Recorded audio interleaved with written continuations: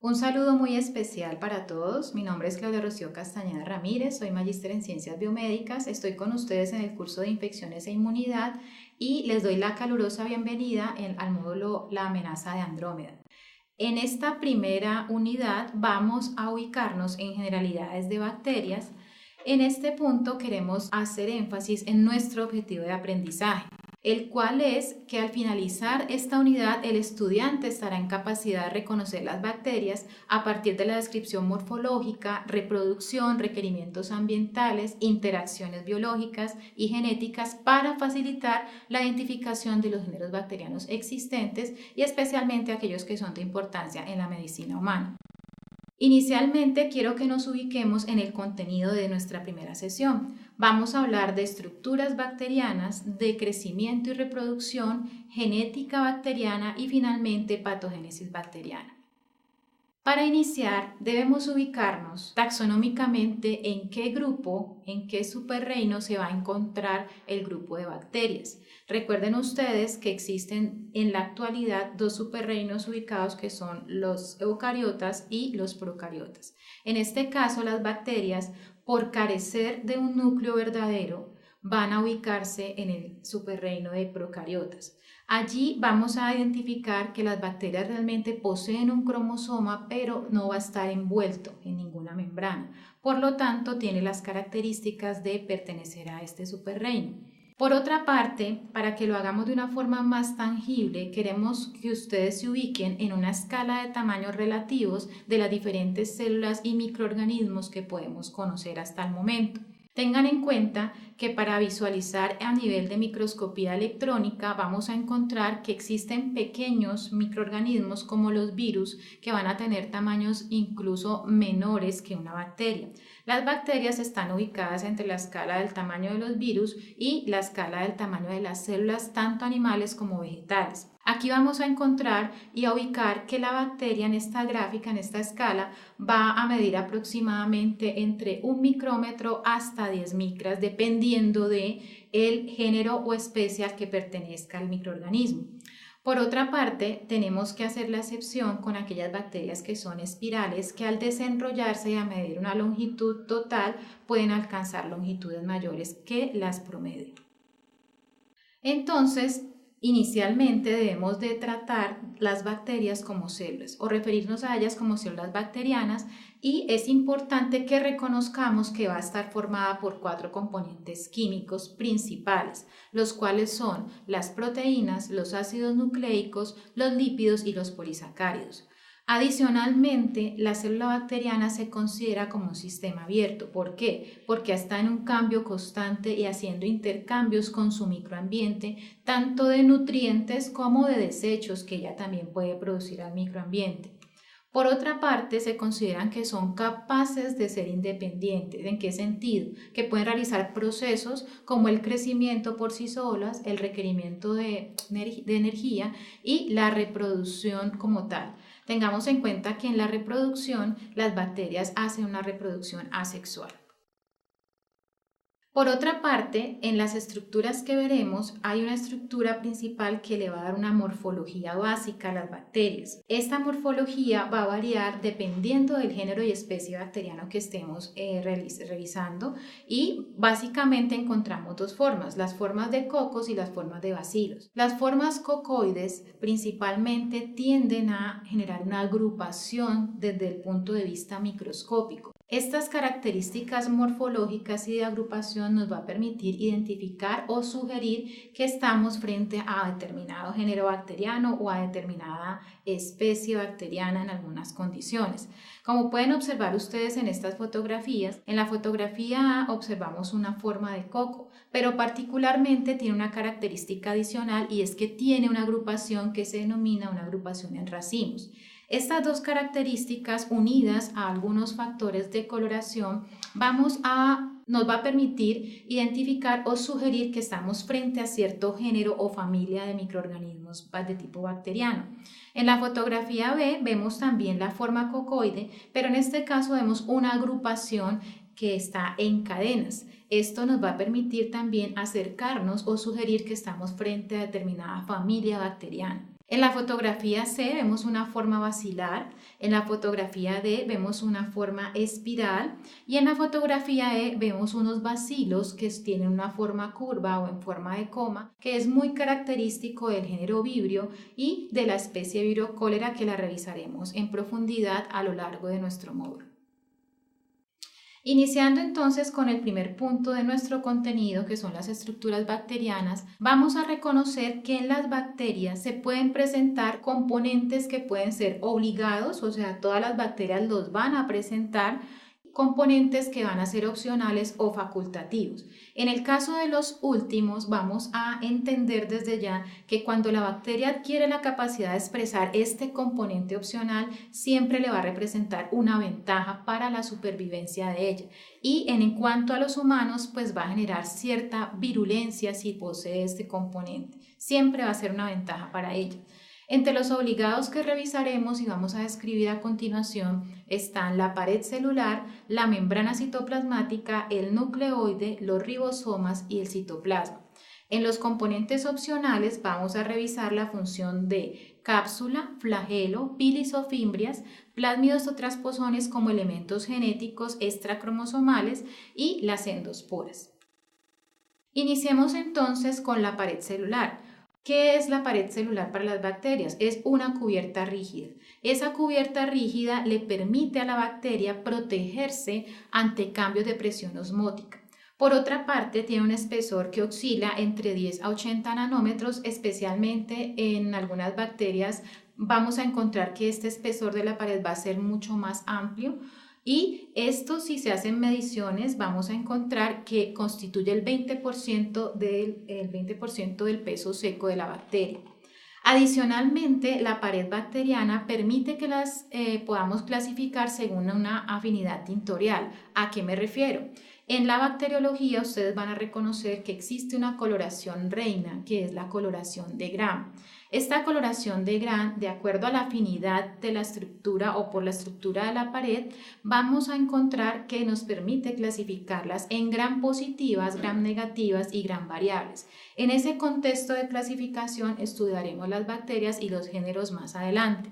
En esta gráfica podemos encontrar un ejemplo de coloración de Gram, dando como Gram positivos Staphylococcus aureus, género Staphylococcus, especie aureus, y entre las Gram negativas, género Escherichia, especie coli. Si ustedes observan en el paso 1, esa coloración de Gram necesita la utilización de un elemento colorante primario que es el cristal violeta, el cual va a tener la capacidad de adherirse en la pared celular tanto de Gram negativas como de Gram positivas. En el paso 2, al aplicar una solución yodada dentro de ese proceso de coloración de Gram, se forma un complejo cristal violeta, solución yodada o Lugol, igual se va a depositar en la pared de ambos grupos bacterianos. En este punto, ese depósito se va a dar especialmente en una capa de peptidoglucano que tienen ambos grupos de bacterias. Posteriormente se hace una decoloración con alcohol acetona específicamente y en ese punto aquellas que tengan mayor concentración y espesor de peptidoglucano van a tomar el colorante, el complejo cristal violeta Lugol, quedando microscópicamente visibles en un pigmento azul o morado, mientras que el grupo de Gram negativos en ese momento, si las visualizáramos, no las podríamos observar microscópicamente. Finalmente, en el paso 4 se utiliza una safranina que es de un color rojo, el cual al entrar en contacto con la pared de las Gram positivas no va a tomar o no se va a depositar el colorante en ninguna parte de la pared, mientras que en las Gram negativas este colorante de contraste, que sirve como contraste obviamente, se va a depositar en el espacio y la pared de las bacterias Gram negativas, dando una apariencia de un color rojo o diferentes tonos de rosado. En esta imagen entonces podemos observar la pared celular de los Gram positivos y un modelo de la pared celular de los Gram negativos. Noten ustedes que se encuentran diferencias básicas. Empecemos con la pared celular de las bacterias Gram positivas. Después o por encima de la membrana citoplasmática se encuentra una gran capa bastante gruesa de peptidoglucano, que es una de las principales diferencias entre ambos grupos. Adicionalmente, las gram positivas cuentan con filamentos de ácido teicoico y filamentos de ácido lipoteicoico que le van a permitir adherirse o generar una afinidad alta desde el punto de vista celular o de las células del hospedador humano. En cuanto a la imagen de las bacterias gram negativas, por encima de la membrana citoplasmática vamos a encontrar muy bien evidenciado el espacio periplásmico y los gram negativos van a contener una membrana externa. Esa membrana externa a su vez va a contener unas proteínas que les sirven como porinas y por encima de esta membrana externa van a presentar unos filamentos de lipopolisacáridos también bastante funcionales o pueden incluso considerarse con un efecto de endotoxina en el proceso de infección. Tengan en cuenta que en las bacterias gram negativas se encuentra también peptidoglucano, pero en porción. Para continuar con el tema de la pared celular, vamos a encontrar unas bacterias que se denominan bacterias ácido-alcohol resistente o alcohol ácido resistentes. Estas bacterias son una variante de las paredes de las bacterias gram positivas y en este caso se caracterizan porque son bastante complejas y van a contener por encima de su capa de peptidoglucano una abundante capa de lípidos que van a constituirla.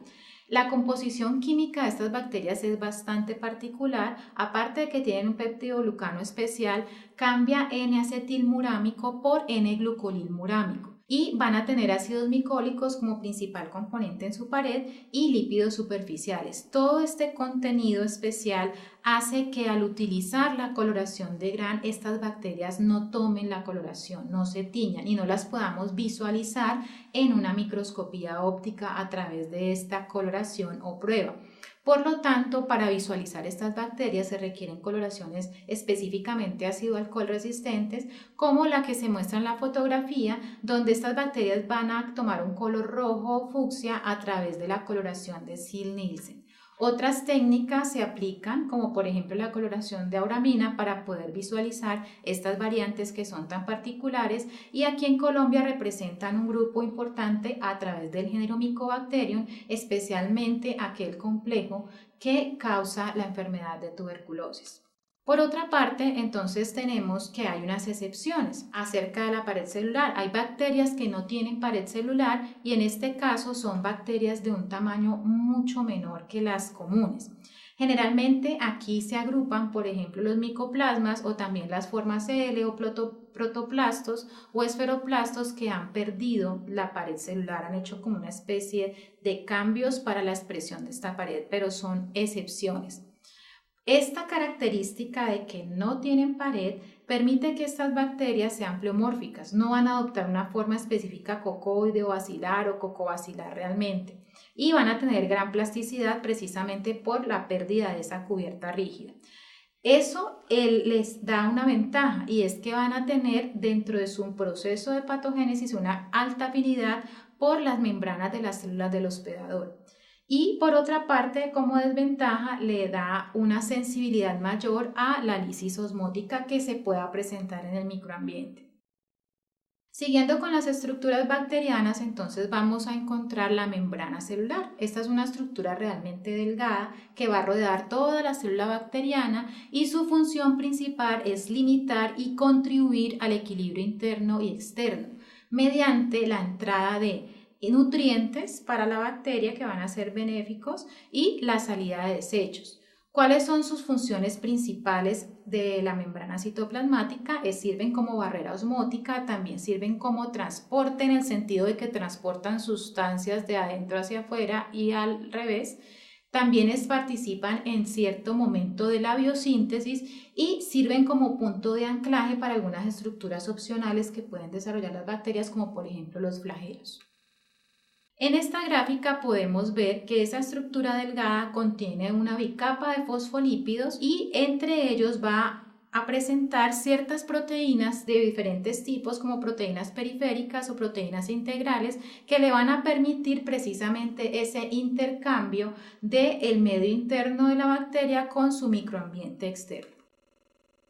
Por otra parte, encontramos el citosol o citoplasma, que es básicamente conformado por el 85% de agua y en él es un elemento de mantenimiento realmente. En él se encuentran estructuras como inclusiones celulares, los ribosomas y el mismo cromosoma bacteriano. Se considera realmente, y la definición más fácil y más académica es una solución homogénea de proteínas. Sin embargo, debo mencionarles que de acuerdo a los últimos métodos de fraccionamiento y estudios bioquímicos y de microscopía electrónica, los han definido como un sistema complejo atravesado por numerosas membranas que lo compartimentalizan. Esa es la última definición. Sin embargo, los investigadores acerca de la parte celular bacteriana pues han definido y decidido que la mejor definición es mencionarlo como una solución homogénea de proteínas. Por otra parte, entonces aquí en esta fotografía ustedes pueden observar un modelo de Escherichia coli y vamos a encontrar en la zona más oscura representando el citoplasma y la zona más clara es el nucleoide. Es un cromosoma que está suelto y está súper enrollado en condiciones basales de la bacteria. El nucleoide, ¿para qué sirve? Es aquel que va a contener el material y toda la información genética que la bacteria va a trascender o transmitir a través de su descendencia. Tenemos entonces también los ribosomas, los cuales en las bacterias se dividen en subunidades ribosómicas a través de procesos de sedimentación, así se clasifican, y vamos a encontrar según su fracción de sedimentación la subunidad 30, la subunidad 50 y la subunidad 70, que sería el complejo mayor. La función principal de los ribosomas va a ser encargarse de la síntesis de proteínas. En el caso de las bacterias, los ribosomas constituyen una cuarta parte del volumen total de la bacteria y una sola bacteria puede expresar o contener hasta 20.000 ribosomas aproximadamente, lo cual son parte fundamental para que ellas puedan producir todas las proteínas necesarias para todos los procesos que hacen de manera independiente. Pasemos entonces a las estructuras que son opcionales o facultativas, que como ya les dije en la primera parte, estas estructuras siempre que estén presentes van a constituir una ventaja para la bacteria que sea capaz de expresarlas. Una de ellas, de acuerdo a la gráfica señalada en el recuadro verde, vamos a encontrar son los cuerpos de inclusión. Estos cuerpos de inclusión yo siempre les comento que van a servir como si fuera una bodega de almacenamiento. ¿De almacenamiento de qué? De algunos elementos, de algunos gránulos como azufre, por ejemplo, o algunos otros elementos y cationes que le sirven a la bacteria en su proceso de nutrición. Otros elementos facultativos tenemos, por ejemplo, la cápsula, la cual si existe o si está presente una bacteria se considera la capa más externa de ella y está formada por polisacáridos o por glicocálidos, que se constituiría como péptidos, como polipéptidos, y pueden alcanzar un espesor aproximadamente de 10 micrómetros o hasta más. La cápsula está muy relacionada con la virulencia que puede poseer una bacteria. ¿En qué sentido? Le da resistencia a la fagocitosis porque está evadiendo esa respuesta de fagocitosis y también le puede permitir protegerse de la deshidratación en ambientes comunes. Adicionalmente, le ayuda a atrapar nutrientes en algún momento de su microambiente. En la fotografía observamos un bacilo y esa sombra o ese halo que se ve alrededor, más resaltado, constituye la cápsula a través de coloraciones especiales o específicas para observar esta estructura. Los flagelos, entonces, son estructuras realmente proteicas, helicoidales y son las estructuras que son correlacionadas con la movilidad bacteriana. Ellos están constituidos por una proteína flagelina que se denomina antígeno H o flagelar y el hecho de que la estructura esté presente se constituye como un elemento altamente inmunogénico. Me explico. El hecho de que los flagelos estén presentes en una bacteria les puede dar la capacidad de moverse. Sin embargo, algunos de estos flagelos en su rotor van a ser dependientes de temperatura o termodependientes. Un ejemplo clásico es la bacteria Listeria monocytogenes, que es una bacteria gram positiva flagelada, y en este caso esta bacteria tiene los flagelos, pero es capaz de moverse solo cuando está a temperatura ambiente. Cuando está a temperatura corporal, estos flagelos pierden la capacidad de rotar y de moverse, lo cual implica que esa movilidad o esa invasión ellos tienen que utilizar, las bacterias deben de utilizar otros elementos para poder generar invasión y trasladarse de un lado a otro en el cuerpo humano. Según la posición de estos flagelos, se van a dividir en monótricos, logótricos y perítricos. Veamos esta fotografía. En la fotografía encontramos aquellos que se definen como monótricos, que es cuando tienen un solo flagelo en un extremo o en ambos. Las bacterias logótricas van a ser los que tienen varios flagelos en un extremo o en ambos, y las bacterias clasificadas como flagelos perítricos es cuando tienen flagelos en toda la superficie de la bacteria.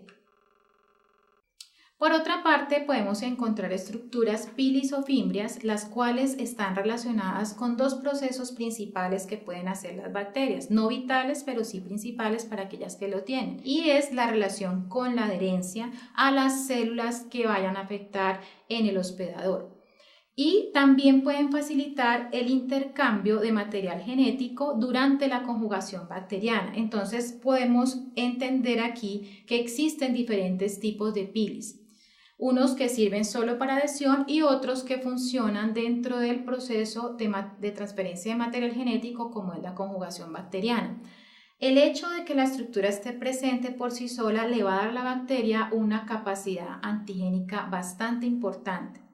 La fotografía que nos representa un proceso de conjugación, ustedes ven una bacteria, la bacteria que está al lado derecho, que tiene como unas vellosidades, lo cual corresponde a pilis, y tiene pilis de adhesión, y los más largos son estructuras de conjugación. Esos pilis que son más largos o pilis conjugativos son los que se encargan de hacer el puente conjugativo con otra bacteria como la que ustedes observan a su izquierda, y en este caso, al hacer ese puente conjugativo pueden hacer una transferencia del material genético.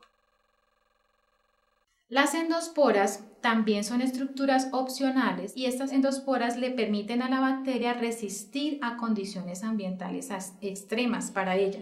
Por ejemplo, la exposición a altas temperaturas, el calor, la luz ultravioleta e incluso hasta algunos desinfectantes. Y dentro de los géneros que revisaremos en este módulo vamos a destacar dos géneros importantes productores de esporas, que son Bacillus y Clostridium. Si ustedes observan en la gráfica, y vamos a seguir en esta gráfica desde el primer momento, una bacteria que está en condiciones basales se denomina una bacteria vegetativa o una bacteria en su forma funcional, que es la que tiene la capacidad de hacer división celular. En este caso, cuando la bacteria se encuentra o se expone a un medio agreste para ella con estas condiciones extremas y tiene la capacidad de desarrollar la endospora, empieza a generar una membrana plasmática, afectar esa membrana plasmática, a formar un septo y a formar un desarrollo de la preespora. En el punto 3, entonces se va a dar un envolvimiento de la preespora de tal manera que va a generar una formación de una corteza. ¿Qué va a quedar contenida en esa corteza? Pues van a quedar contenido obviamente el cromosoma, que es el material genético que le interesa a la bacteria mantener para su descendencia, y algunos cuerpos de inclusión que pueden contener estos gránulos de almacenamiento, que van a obtenerlos cuando hay exceso de estos nutrientes en el microambiente, y los van a utilizar cuando hay deficiencia o escasez de estos nutrientes en su mismo medio ambiente. Cuando se consolidan todos estos elementos que son fundamentales para la generación de vida bacteriana, entonces vamos a encontrar que se forma un exosporio y se va a dar una capa cortical de la espora. Allí ya hay una culminación de síntesis de esa capa y va a aumentar la refractabilidad y la resistencia térmica. Una vez está esa endospora conformada, se generan unas enzimas que lo que hacen es inducir la lisis del resto de componentes bacterianos, generando una espora libre. ¿Por qué se presenta la imagen así en una forma de ciclo? Porque la endospora, cuando ya está libre, esa espora que ya entra a un medio ambiente agreste para ella, puede resistir allí durante muchísimos años. Y cuando un humano, por ejemplo, entra en contacto con esas endosporas o con un material contaminado con esas esporas, estas esporas sensan que hay un material rico en nutrientes como los tejidos vivos y va a desarrollar entonces un proceso de expresión completo a través de la bacteria funcional o vegetativa, generando nuevamente el ciclo. Solamente se induce el desarrollo de la endospora cuando la bacteria se encuentra en un medio bastante agreste. Por otra parte, existen unos elementos cromosómicos extracromosómicos como son los plásmidos y los transposones. Estos plásmidos se definen como un elemento opcional que son autorreplicativos y autotransferibles. En el caso de los transposones se definen como los genes saltarines o móviles. No son autorreplicativos, a diferencia de los plásmidos, no se pueden transferir como lo hacen los plásmidos, entonces ahí tenemos dos grandes diferencias. Para continuar, hablaremos entonces del crecimiento bacteriano y en este contexto es muy importante reconocer que para que las bacterias crezcan deben de generar un proceso de reproducción. En esta gráfica vamos a observar entonces que la bacteria como célula única va a generar un proceso de replicación del DNA donde simultáneamente va a establecer una elongación de su célula como tal. Una vez se hace en simultáneo la elongación y la replicación del DNA, va a generarse una formación de un septo, de tal manera que ambos contenidos cromosómicos se van a ir separando simultáneamente que se va formando el septo hasta que se termina, dando origen a dos células hijas. Es importante reconocer que en este proceso de reproducción en las bacterias es un elemento de reproducción asexual y se denomina fisión o división binaria. El nombre del proceso en que se da lugar a partir de una célula madre a dos células hijas se llama una generación y allí debemos de tener en cuenta unos conceptos como son el tiempo de generación, que se define como el intervalo de tiempo en que una célula es capaz de dar origen a dos células hijas. Adicionalmente, debemos de tener en cuenta un elemento fundamental para que se dé este proceso de división celular, que es la proteína FETZ, que viene de un gen que la codifica, que lleva su mismo nombre, y el significado es Filamenting Temperature Sensitive C o Mutant C. Esta proteína está ubicada en este modelo, vamos a encontrarles un modelo de un bacilo y está ubicada específicamente formando un anillo a nivel de la membrana citoplasmática y hace parte del plano de división celular en el momento en que la bacteria en su proceso de reproducción está haciendo el inicio de formación de septo para generar una división final, dando lugar al origen de las dos células hijas. Para hablar de crecimiento bacteriano necesitamos ubicarnos en esta curva de crecimiento. Como ustedes pueden ver, en el eje Y encontramos la concentración de organismos viables y en el eje X vamos a ubicarnos en el tiempo de crecimiento en términos de horas. La curva de crecimiento bacteriana se constituye por 4 fases importantes, las cuales son la latencia, donde las bacterias en este punto no están haciendo división celular, solamente están sensando cómo está ese microambiente allí y solamente sintetizan enzimas y elementos o proteínas que son esenciales para la supervivencia. Posteriormente, más o menos alrededor de unas 6 horas, inician con su fase de crecimiento exponencial. En esta fase, como su nombre lo dice, ahí en ese crecimiento hay una alta tasa de división celular y en ese momento hay una mayor sensibilidad o susceptibilidad a la acción de antibióticos.